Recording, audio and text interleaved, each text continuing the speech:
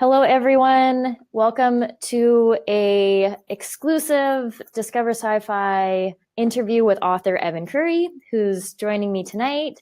And we're talking about, we've got a number of awesome promos going on this week. Oh, I see someone's joined us. Awesome. People are coming in. So Evan has a book on sale today for one day only. It's a Kindle daily deal. It's Odysseus Awakening, book 6 in the Odyssey One series. It's 99 pence on Amazon UK and 199 on Amazon US. And we've also got a number of deals going on. I'll put the weekly deal page in the comments of this stream. And anyone who joins and likes, comments, or shares this stream will be entered to win a free copy of one of Evan's books. So Evan, thanks for joining in. Nice to meet you for the first time. It's good to meet you, and it's a pleasure. Great. So maybe we'll just start with the book that you have on sale today. Would you like to talk about that book in the series and your thoughts on it? Odysseus Awakening is in many ways a transition book between the 5th and 7th book, which is going to be wrapping up the storyline that I'm working on now. But it also includes and introduces a few elements that, if the series has enough demand, are going to become much more important going forward. It's, on the surface, pretty much a traditional space warfare novel. It's the stuff that's happening in the background that is going to make it kind of stand out a little bit. And I'm not going to get into spoilers and things like that. I like the stuff in the background way more than I like the traditional stuff that's happening in the book at the moment. But it's all necessary to push the story forward into the next novel. Mm-hmm. And on Amazon, it looks like you have 12 books. Is that correct in total? It actually should be closer to 20. 20, maybe I'm looking on the wrong page. So how many series have you written? Oh, let's see. Series, like, I've got the Odyssey One series with its spin-off, King of Thieves. I've got the On Silver Wings series, the Atlantis Rising series, which is actually going to be a trilogy. I'm going to write up the last book in that particular cycle sometime this year. There's the Heirs of Empire series, which also I'm going to tie that up in a trilogy this year. Other than that, there's a bunch of standalones that may or may not at some point get sequels and so forth. We'll see. Nice. So how many? So that means how many you write? Oh, I'm hearing an echo of myself. Sorry. That means you write how many books a year? Generally speaking, I try to get out about 4 a year. So 1 a quarter. Thereabouts. Sometimes they happen. Sometimes you will get 2 or 3 that hit much closer together. Sometimes they get delayed. Last year, I think I managed 3, but there was a long delay between February and like September, I think, between releases. So it really just kind of depends on a bunch of different factors. But I try to for 4. Okay. I bet your audience is very happy with that. They want more, obviously. And I would like to write more too, but it just depends on if the story speaks to me. Of course. So what are you working on right now? I'm working on a standalone that could be tied into a couple of my other universes, but really the story is on its own. It's called Superhuman. And it's basically kind of a superhero origin universe type storyline that could lead into like deep sci-fi stuff in the future, but we'll see if we get there. Okay, awesome. So we just have a few more people joining in, and Sean says, yes, we always want more. So I'm sure you're well aware of those emails you get. Yeah. So anyone, it's good, yeah. I interviewed Stephen Conkley last week, and he said if his readers had the choice, he would be handcuffed to a desk, chained to a typewriter. Wouldn't do any good. If the story is there, I can finish a book in like 2.5 weeks. But if the story isn't there, then it could take 2.5 years. It's not writing the story that's the hard part. It's getting it in your head straight enough that you can put it down onto the onto the keyboard. In fact, was it Awakens? No, I think it was Odysseus Ascendant, which is coming out in May. I wrote the last half of that novel in about a week, about 60,000 words. Wow. I knew the story, and Yeah. put it down 10,000 words a day, no problem if you know the story. It's knowing the story. That's the catch. Yeah. So when you get a story in your head, do you sit down and start writing it from front to back? Yeah, that's generally my approach. I start with A and I work my way to Z. And Okay. as much as possible, I often don't even look back. On independent stuff, I run it through a copy edit and then publish it. Okay. There's no go back and re-edit, rewrite, and all that. I just, nope, I'm done. Moving on. Yeah. Do you ever look back like down the road after you get some reviews in or anything, or is it just moving forward? Uh, Generally speaking, unless I get some reviews that very specifically that, for example, on Odysseus Awakens, I got a couple of reviews that very specifically pointed out, oh, you have a major continuity error here. I Okay. would go through multiple editors because this was one that went through the regular publisher. So this particular continuity error in Odysseus Awakens, it's a small error, but it's profound. And in Odysseus Ascendant, it would have broken the universe. Oh, wow. So it's one of these things when the review came up, it's like, didn't this happen? It's like, oh, crap. And I had to go back and do major rewrites in Odysseus Ascendant in order to fix the mistake I made in Odysseus Awakens. But by and large, I don't look back too much. Mhm. From what I gather, I was just reading through some of your reviews, obviously a lot of really positive ones, and the comments were saying how you've created these massive worlds and you have epic battle scenes and you go into really like a lot of detail. How do you keep all that in your head? Practice. Ultimately, that's what it comes down to. It's a common, there are different approaches to it. I always tell people when they ask me for advice on doing this themselves, first try it the way that you're supposed to do it, which is Okay. write out all the things, write out your outline, get all your characters in line, do all of this stuff that if you go to take a writing class, they're going to tell you this is what you're supposed to do. Because if that works for you, it's the best way to do it. If it doesn't work for you, then you start doing things like me where I just literally just keep it in my head. So do you plot it out and take notes, anything? No. I start with A and I move to Z. And 99% of the time, that's not a problem. And then you get that 1%, like Odysseus Awakens, where I literally had a universe-breaking mistake that would have just made the books like, this makes no sense. What happened here? Luckily, it got caught while it was small, and I was able to fix it before Odysseus Ascendant went to final print. Okay. Yeah, I can imagine. Okay, so the bottom line for the people listening, if you're trying to write, maybe start with notes and then move to Evan's tried and true or mastered. I always say start with notes, and if it works for you, stick with notes. But ultimately you have to do what works for you. It doesn't do any good to attach yourself slavishly to a system that doesn't get you anywhere. So in the end, you do what works for you, and what works for you may not be what works for me. I know lots of people who they have really detailed outlines, and they go back and they rewrite their book 3 or 4 or 5 times before they're remotely satisfied with it. And great, if that's what works, awesome. If it's not what works, well, then you're not actually going to finish a book. Yeah. Got to switch it up. Yeah. So you have to find what works for you, what suits your mentality. I am a storyteller. I am not an editor. I would be a horrible editor. If I tried to do editing for somebody, I could do what they call in Hollywood script doctor. I could probably do that. Go in and punch things up a little bit here and there. But if you want me to go in and fix your script or fix your book, I'm not going to notice 99% of the errors that are in it because my head automatically fills in what you meant to say or what I think you meant to say rather than what you actually said.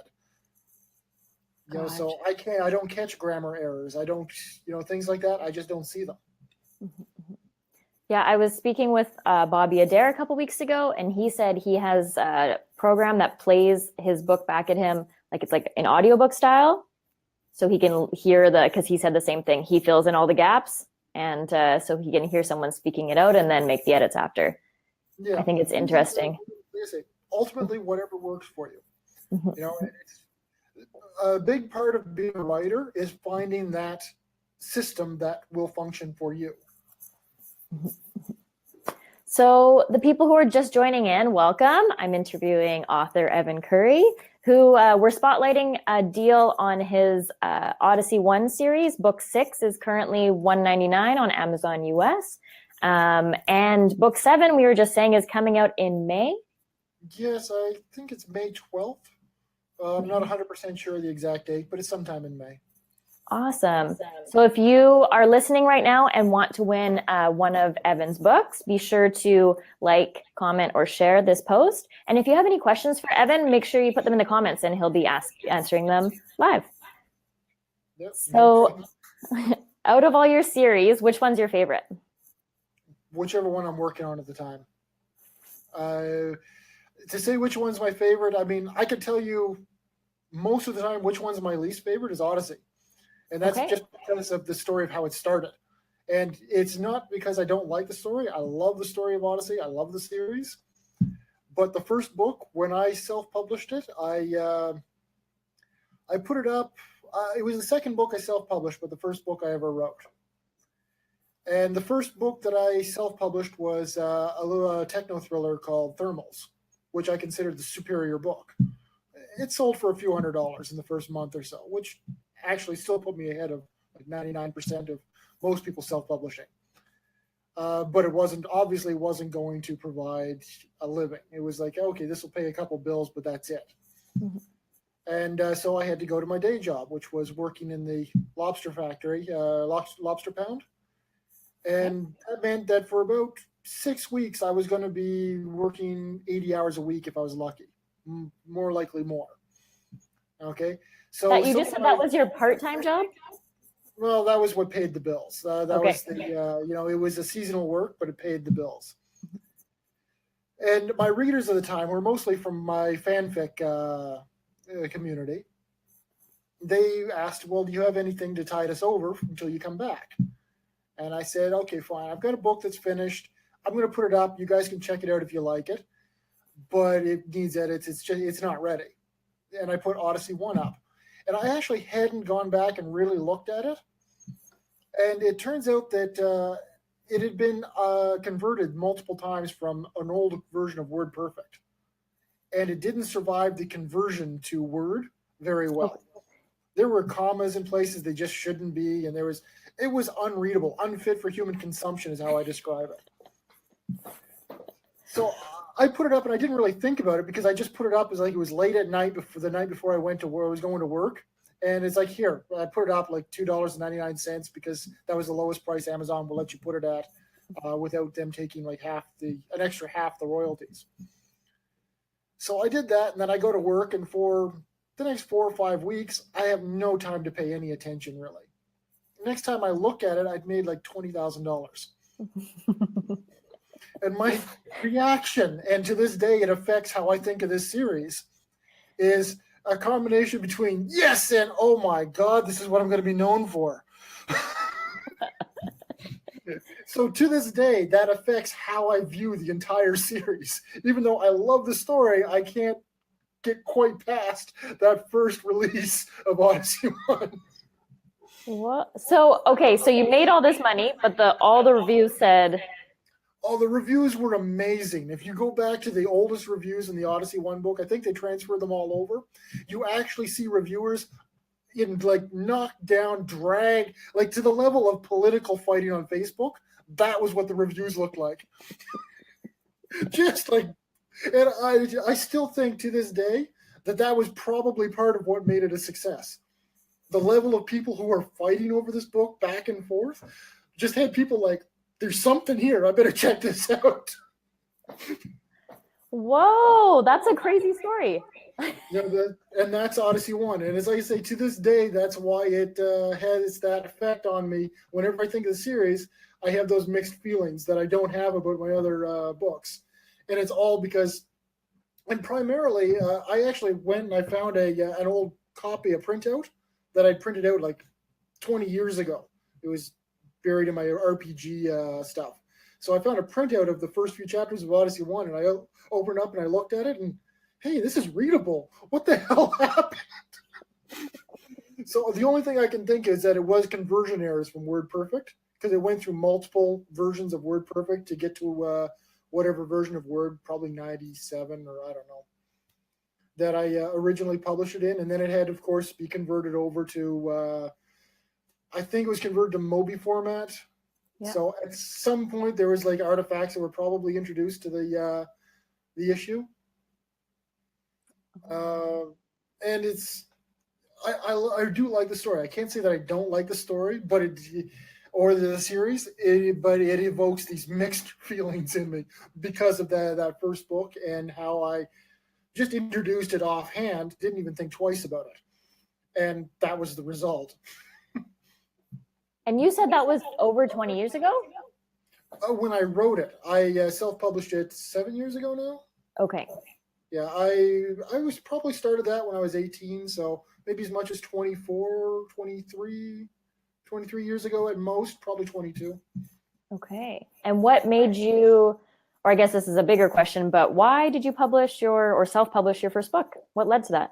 To be honest, I've been planning on it for a long time, but Amazon didn't accept submissions outside of the United States. Okay, so it was outside? Okay. Yeah, they didn't accept submissions from Canada. So it's one of these things, well, I'm just going to shelve that. I'm not going to worry about that. But basically within about a month of them accepting submissions, I was like, oh, okay, they're accepting it. I found out about it. I'm putting my first book up. So I put up Thermals, and it's like I say, Thermals was, I think it brought in $500 or $600 in the first month, which that's actually not a bad entry. That's not a bad way to get in. It was competing against, book series that I grew up loving, like Mac Bolan, and it was holding its own for a little while, which isn't too bad. But it obviously wasn't going to pay more than a couple of bills. Mm-hmm. And Odyssey One, literally, it only got put up because I was in a rush and I was going to work. And people asked me to put something up. And it's like, okay, here. Nobody's going to actually see it, so you guys can have fun with it. And, well, that's just what happened. You can never predict what readers are going to like. You cannot predict how readers are going to react. I've had that happen to me 2 or 3 times now, where I figured, okay, this one's pretty solid, it's going to work, and it just falls flat. For no reason that I can find. The reviews are all good, but I've had like 3 books just kind of fall under the radar for no reason that I can tell. And then I've had like last year, about a year ago, almost to the day now, I released Atlantis Rising, book 1, Knighthood. And I was expecting it to be at best a low, moderate success. And it actually sold really, really well. No idea why. It's like, okay, cool. It shouldn't have. It was a mixed genre book from all over the map: fantasy, sci-fi, post-apocalyptics, ancient history, religious. It was just completely everything that I would tell people this is not what you want to do, particularly for an early book. In my case, I was willing to do it because I already had a bit of a following, and I was pretty sure I was going to be at least able to sell enough to make it worthwhile. Mm-hmm. But basically, everything I always suggest to a new author: don't do this. Keep your book clean. Keep it on point. Give people more or less what they expect, at least until you're situated. Mm-hmm. This was not that, and it sold really well. But then and it got really good reviews, no problem. But then the sequel comes out and it falls flat, despite again really good reviews. No issues like that. In fact, I'm pretty sure it was a far better book, but you can't predict. It's really, really hard to predict what readers are going to jump on. And I've learned that thankfully that's not why I write. I write because I enjoy what I'm doing. I write because I have a story to tell. Mm-hmm. But if I was focused on I want to make money, or I want to get like a massive amount of sales or massive amount of reviews or something like that, then things like that would be really, really disappointing. Yeah, I was going to ask, do you market all your books the same? Pretty much, yeah. Okay. The only difference is if some books might be picked up by a publisher, they will handle their marketing a little differently.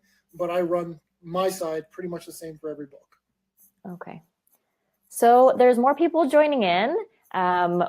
Thank you for joining in. If you like or leave a comment or share this video, you'll get entered in to win a free copy of one of Evan's books. And we've had a few reader questions come in while we've been chatting. Charlie says, what works out better for you, selling the book directly or having the book in the Kindle Unlimited program? It's really impossible to say which one is better. I can give you the pros and cons of both. When you sell directly, you do get a little bit more money per book. Okay. But when you're in the Kindle Direct program, you're more likely to pick up the impulse reads because people are getting it on a subscription. So they might not have bought it otherwise, but they will read it anyway. Then you get your page reads. And it varies. Like the key to the success of Knighthood, which I spoke about earlier, was not so much the sales, but the Kindle Unlimited. The reads on that were insane. I was approaching 100,000 reads a day, 100,000 page reads a day there at one point, mostly due to that one book. Okay. So it really is going to vary back and forth, and it could be very situational. It could vary between books, and it's certainly going to depend on your audience. Okay, great answer. Hopefully, Charlie, that'll help you make a decision. And Dennis said he absolutely enjoyed the Odyssey series. Can't wait for the next release. You did a great job. Sean said he's looking forward to more SEAL Team 13. We haven't touched on that series yet.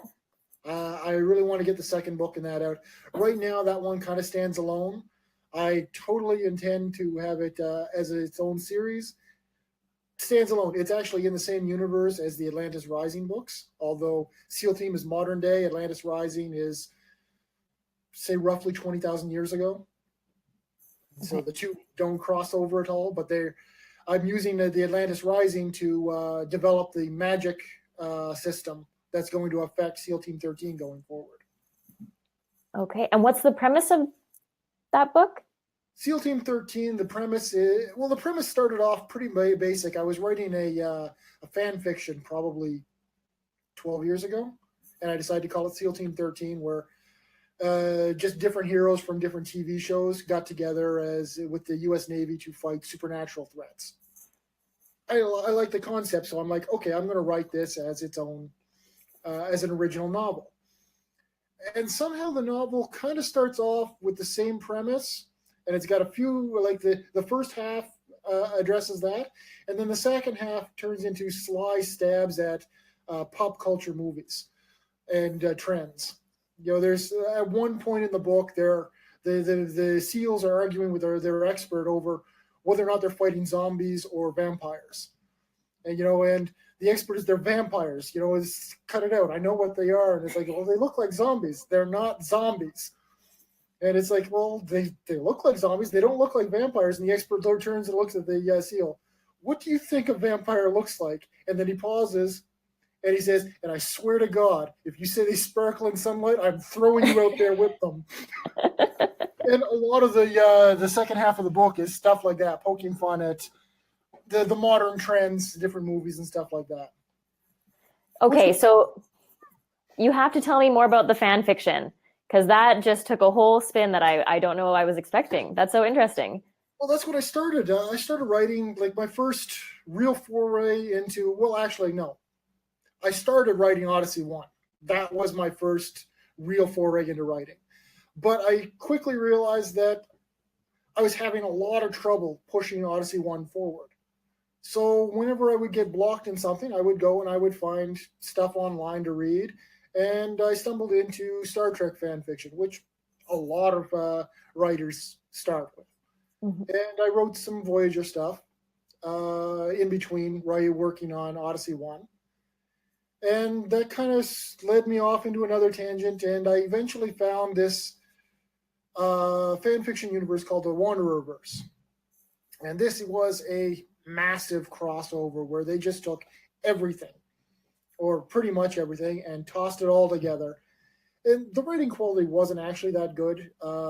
It was good for the time. It had a really good story.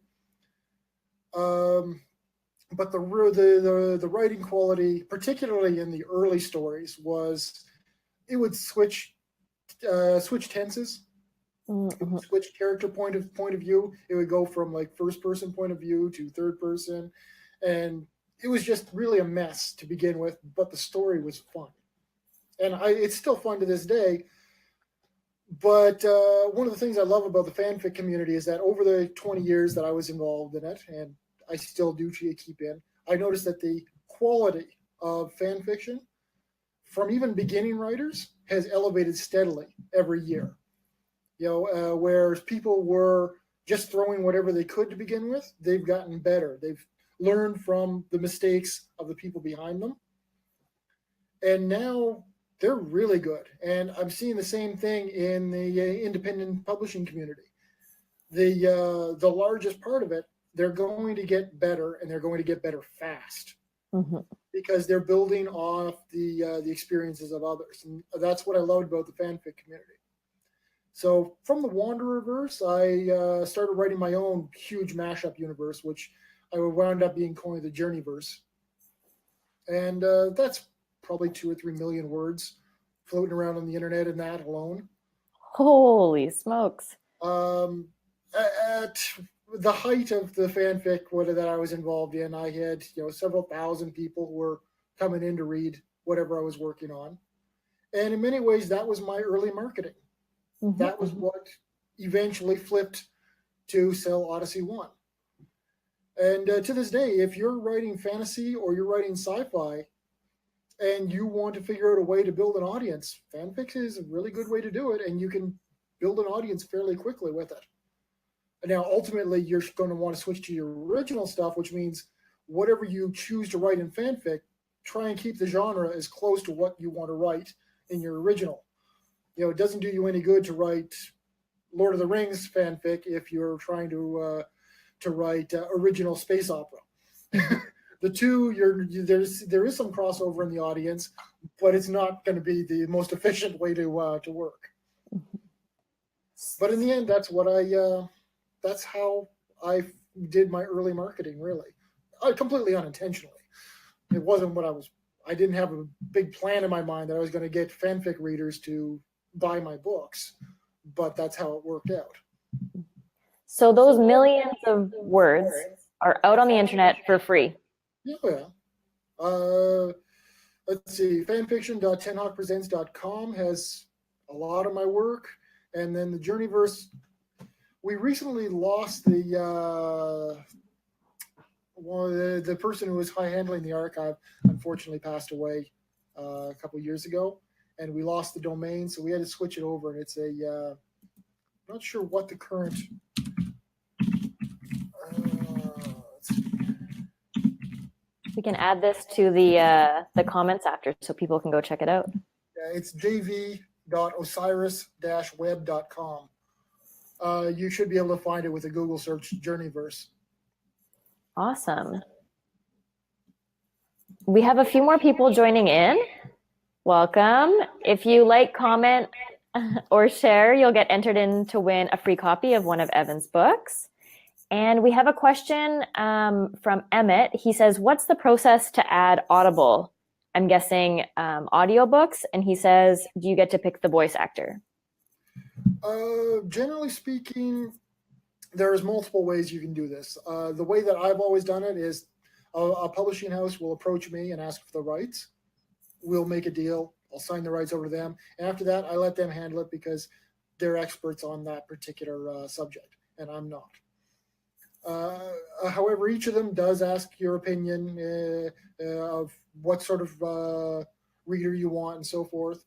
And you can exercise more or less influence. Really depends on your contract or even how much you want to push the issue. Generally speaking, what I do is I point out, okay, well, this story has a male lead character or a female lead character, so you might want to take that into account, which is why the Audible books for the Silver Wing series were read by a female reader, because it's a female-centric. The story is about Saria Ada. She is a special forces trainer and cultural specialist. So they decided, well, we're going to go with a woman reading this story. Mm-hmm. But like the Odyssey series is the main character is Eric Weston. He's a Marine. He's this captain of the ship and all that. So they went with the male readers for that one. After the third book, I think they had to switch over to a different reader. I'm not sure why. There was basically just a conflict there. Mm-hmm. So okay. The answer is it varies wildly, and it'll depend on what path you take. If you self-publish your Audible, which some people do, then you get to pick who your reader is. You get to go through the whole casting issue. Casting audiobook readers. I've never thought about that scenario, but I guess it must happen. It's come up. I've had people ask if I was interested in casting them to read like Knighthood, for example, but they'd asked like about a week after I'd already sold the rights off to what was it, Podium, I believe. Okay.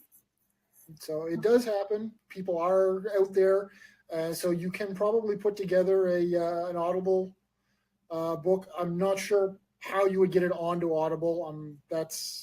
It's not a process I've gone through, but I do know that there are readers out there who are professional, and they've done this. They do this regularly, and they go out looking for work. Okay.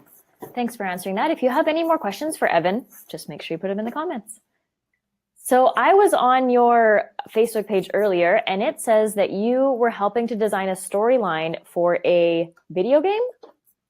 Yeah, well, I would primarily say that it was less helping design the storyline for that particular game, as it was somewhat basically helping refine it. Okay. They already knew more or less what the story they were going with was. It's kind of a Mad Max turn-based strategy game. It's available for the Nintendo Wii and probably other platforms called Maximum Carnage? Yeah, Maximum Carnage, I believe. Mad Carnage. Mad Carnage. It's actually part of a three-game storyline that they asked me, and the storyline actually gets more in depth as it goes through the different games. So part of the thing there is that I'm okay. Well, we're gonna tweak this and do this, and just, this will sound better if you do it that way, and things like that. But as we get further along, I've been, okay, what if we take the story this direction, or what if you do this? And so things are getting more where I could actually say, yeah, I'm writing the story rather than refining what they originally came up with. That seems like a dream job. It's interesting. It's a very different way of doing things, and it's once you get used to, like in my case, just laying a story down on with the keyboard, it's hard to stop and okay, you need to think about how it's going to affect gameplay. Okay, you can't just go with the rule of cool, because yes, something might be cool, but it might affect the entire gameplay of the how things are set up. And if you introduce this particular story point, it's going to spiral out of control, and you're going to derail everything that's been planned. So it's different. I'll say that for it. Okay. And before we went live, we were talking about how you were at a 3D printing convention? Well, it was a IGCon. It was a gaming convention locally, just a small one. One of the things that the people running the convention wanted to have tech displays, and they knew that I was into 3D printing. So I brought in two of my printers, and a friend brought in one of his, and we just set up a table, and we 3D scanned people and printed stuff all weekend. Awesome. So that sort of stuff, does it like your regular life, your past life experiences, and I guess, do you do research for your books? How does everything come together? How do you get the knowledge for writing one of your books?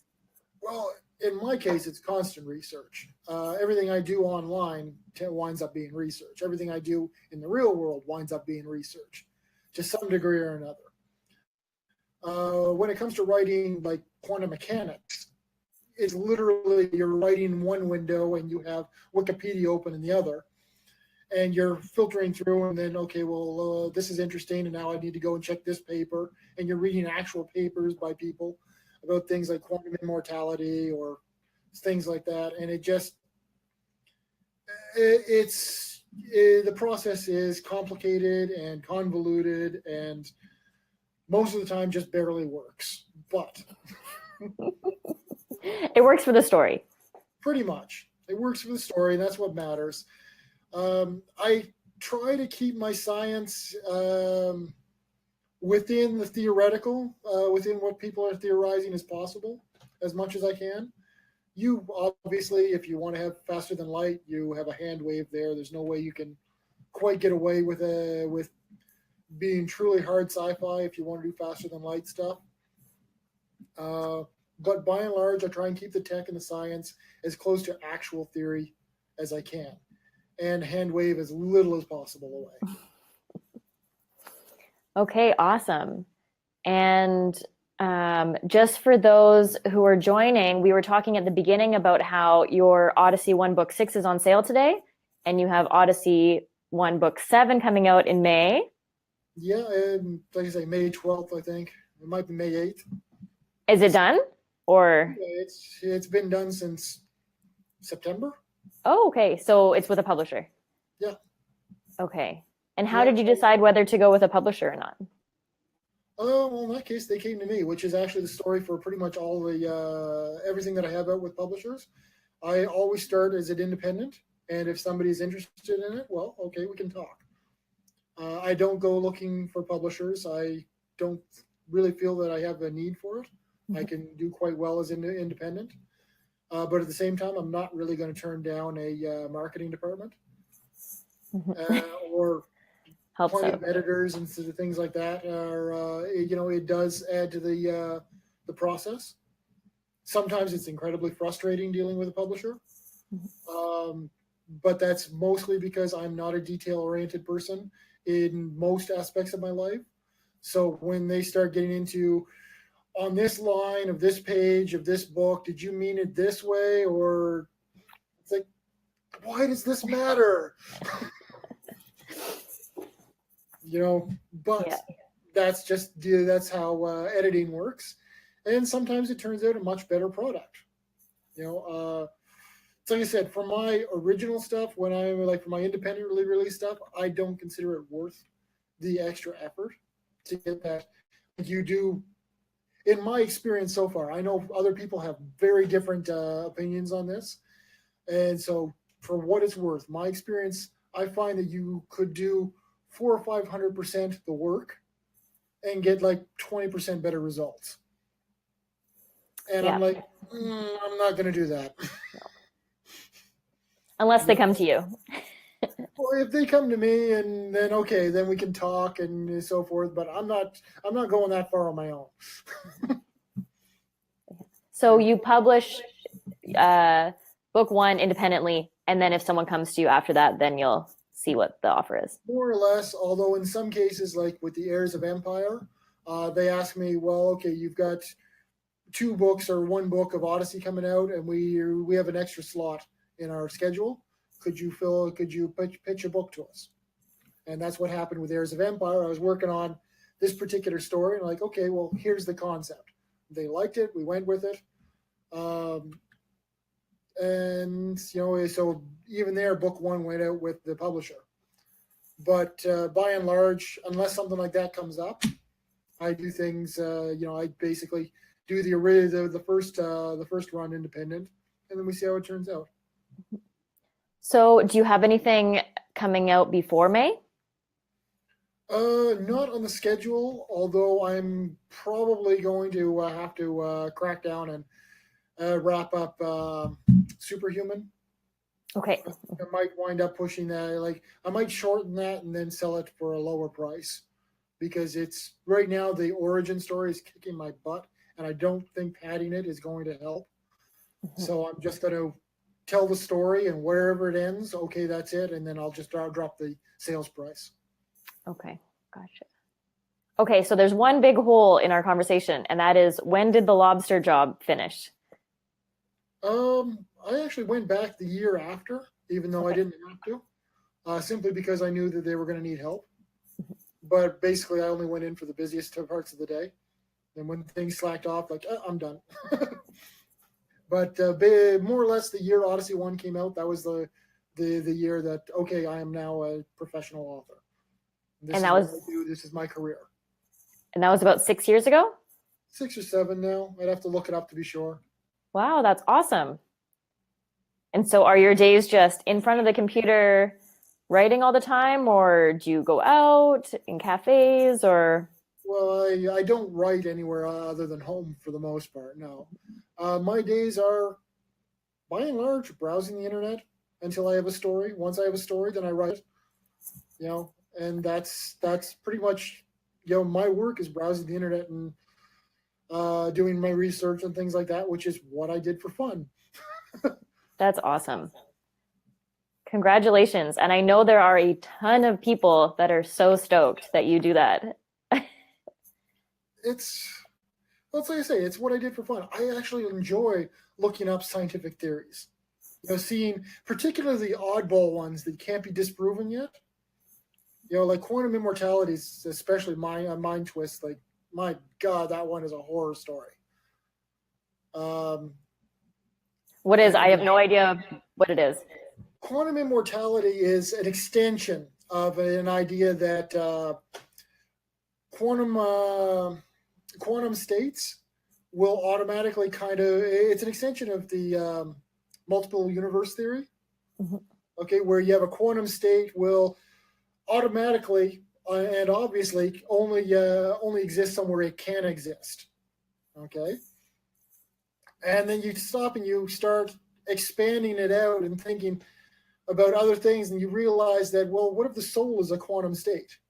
What if your consciousness is a quantum state? Then you will only exist in universes where you can exist, which seems obvious, right?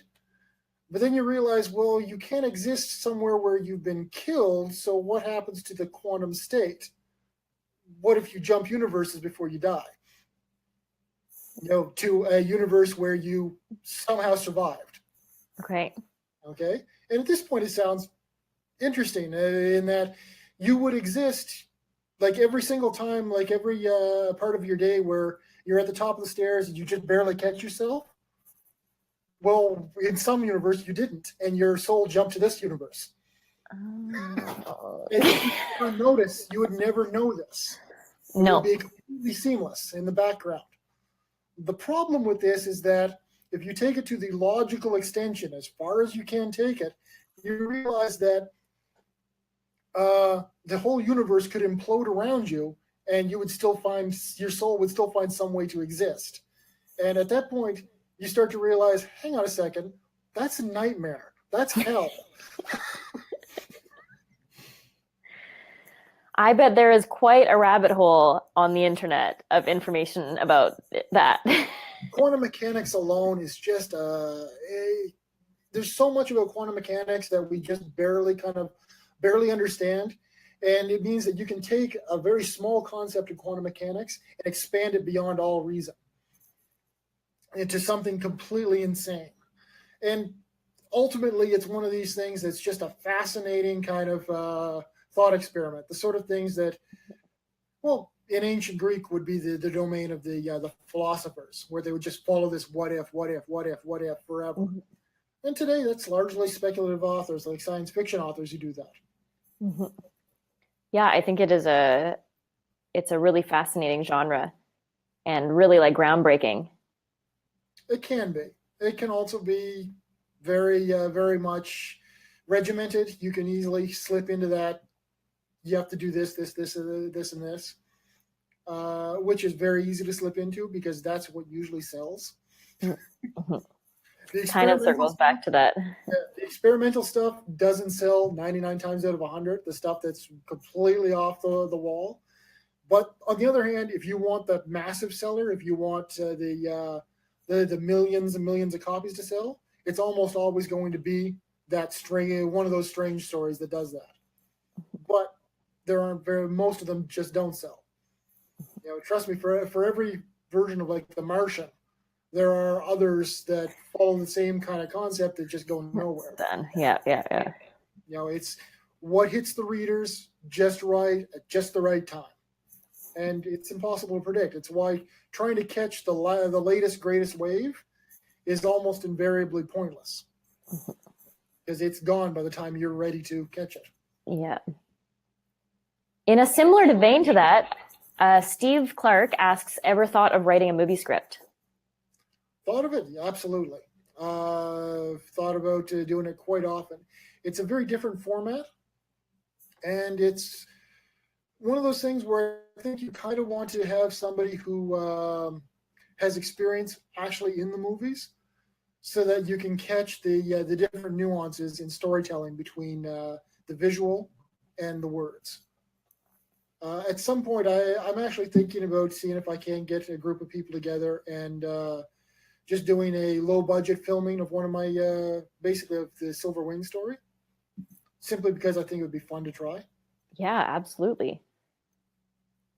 Well, people in the comments, we should start a crowdfunding page for that, because I would love to see that. Not ready for that. That's one level of responsibility I wouldn't take unless I was almost certain that I was going to be able to turn out a decent product. So it's not something where I would take people's money for something I'm going to do for fun. Gotcha.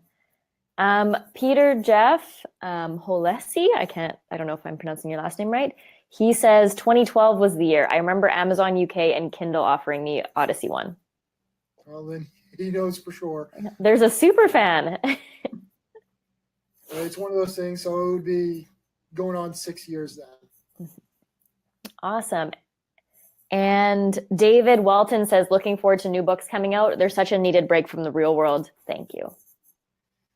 They're a break from the real world. Me too.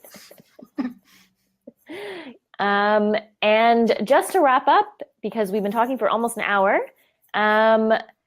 the Odyssey One Book 6 is on sale today. And you can see the link to our DSF promo page in the comments of this live stream. And if you get a like, a comment, or a share in right now, you'll be entered into a draw for a free copy of one of Evan's books. And also, if you have electronic copies of, I think it's Awakens, Heirs of Empire, or King of Thieves, you can pick up the hard copies now at a discounted price. Oh, awesome. I think all this month Amazon's running that special. Great. Yeah, if you're a fan of paperbacks, now is the time. So anything else to share before we end? Not particularly, unless there's another question. I don't mind answering them, but... Well, thanks everyone for joining in. Thank you, Evan, so much for your time. And I'll just finish by saying this week in the Discover Sci-Fi Spotlight, the Slow Burn box set, books 1 to 3 by Bobby Adair, are free on Amazon. All the Amazon stores, US, UK, Canada, Australia. Evan Currie's book is on sale. Alien Hunters, the audiobook, we're spotlighting that. It's available on audiobook. We've had a lot of audiobook and paperback lovers coming out of the woodwork, so that's a deal for you. And the Perseid Collapse series by Stephen Konkoly is also, it's on sale on audio, on Audible. It's only one Audible credit. I guess it's normally more than that. So if you are an audiobook fan, be sure to get on that. And Sean says, thank you. And thank you. No problem at all. It's always fun. Okay, bye. See you guys.